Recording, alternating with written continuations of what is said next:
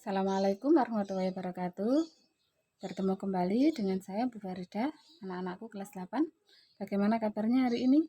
Semoga semua dalam keadaan sehat ya. Kita lanjutkan pembelajaran kita di PJJ yang keempat.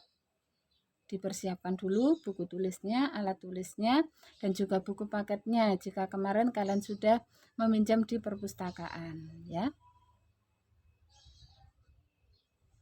Pengolahan bahan pangan serealia, kacang-kacangan, dan umbi menjadi makanan dan minuman. Kompetensi dasarnya, membuat olahan pangan serealia, kacang-kacangan, dan umbi menjadi makanan sesuai rancangan dan bahan yang ada di wilayah setempat. Tujuannya, menjelaskan kandungan dan manfaat dari tanaman umbi. Kemudian manfaatnya, siswa dapat menjelaskan kandungan dan manfaat dari tanaman umbi. Kita mengingat kembali materi awalnya. Pengertian tanaman pangan. Tanaman pangan adalah tanaman yang berfungsi untuk memenuhi kebutuhan pokok atau dasar, untuk memenuhi kecukupan nutrisi tubuh manusia akan karbohidrat, protein, vitamin, dan mineral yang bermanfaat untuk keberlangsungan dan kesehatan hidup manusia. Macam tanaman pangan ada 3, serealia, kacang-kacangan, umbi. Untuk serealia dan kacang-kacangan sudah kita bahas di pertemuan sebelumnya. Kita lanjutkan yang umbi. Pengertian umbi, organ tumbuhan yang mengalami perubahan ukuran dan bentuk atau pembengkakan sebagai akibat adanya perubahan fungsi.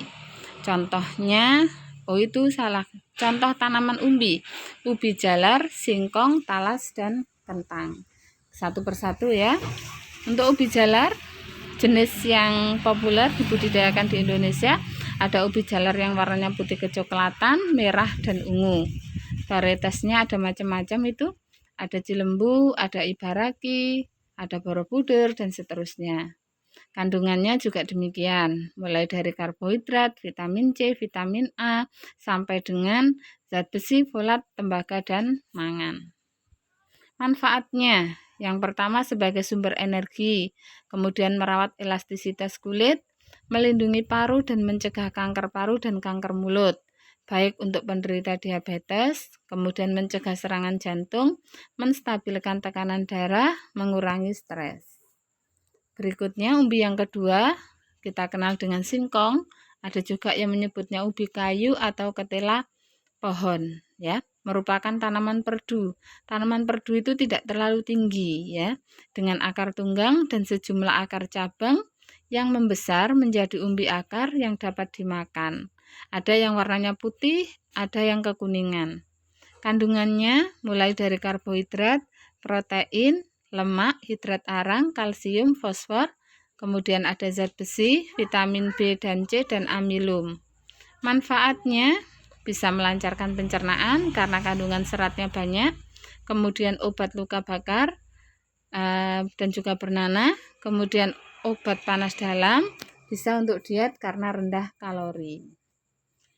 Umbi yang ketiga ada talas, merupakan salah satu makanan pokok, kemudian bagian yang dimanfaatnya umbi, tunas muda, dan tangkai daun. Kandungannya karbohidrat, protein, rendah lemak, vitamin C, vitamin E, B6, beta karotin, dan serat.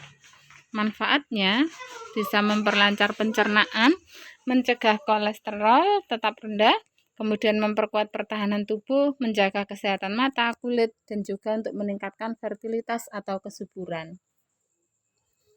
Ini daun, kulit, dan juga ampasnya bisa digunakan untuk pakan ternak.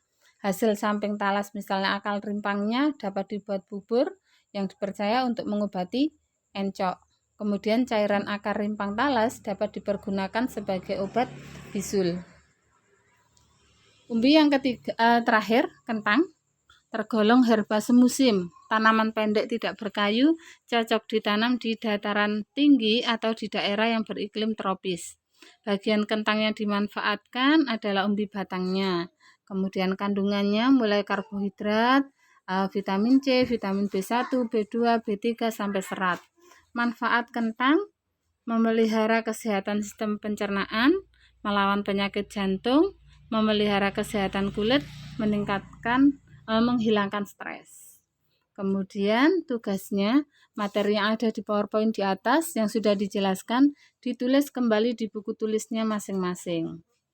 Kemudian yang kedua, silakan dihafalkan 2 kandungan dan manfaat dari ubi jalar, singkong, dan kentang. Tugas 1 dan 2 akan saya periksa ketika KBM tatap muka. Demikian pembelajaran pada pagi hari ini. Saya akhiri. Assalamualaikum warahmatullahi wabarakatuh.